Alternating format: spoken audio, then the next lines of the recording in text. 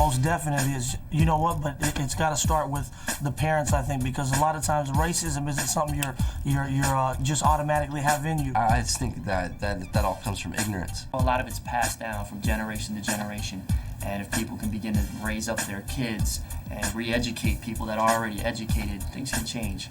If it's been running in the family, it's like it's a new start here. If you're choosing to break that line, then I think it's time to just speak up. It's going to take people getting out of their comfort zones, you know what I mean? It's going to take people going past what's easy for them and doing what might be a little uncomfortable, but worth it. By having friends that are from different cultures and meeting people from different cultures. If me and you were two little kids and he was a kid, a white guy, and they threw us out in the playground, we would all play with each other. When we get to know people that may make us feel uncomfortable at first, it'll totally help us with racism or prejudice.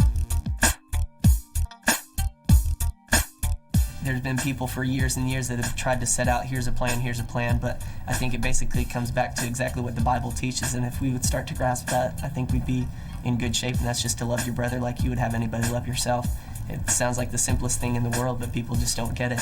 Love. It's a simple concept, and I think we've fallen so far away from it.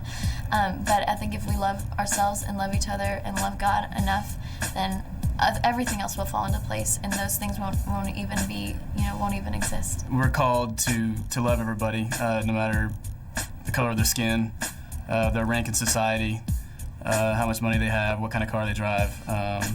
It's as plain as simple as that. We're just called to love everybody. The answer to all that is love. We got to learn to stop hating and to stop, judging people for their color and this and that, and just saying, you know what, man, God is love, so let me be love. That's the bottom line.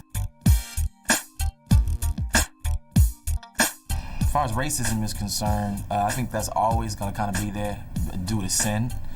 But in the body of Christ, it's ridiculous. You know what I'm saying? It's very much there. Anytime I walk into a Christian bookstore and there's still black gospel and Christian music as if they're two separate identities, the body of Christ is helping to perpetuate the epidemic that we've been experiencing for years. So is there a solution? Yes.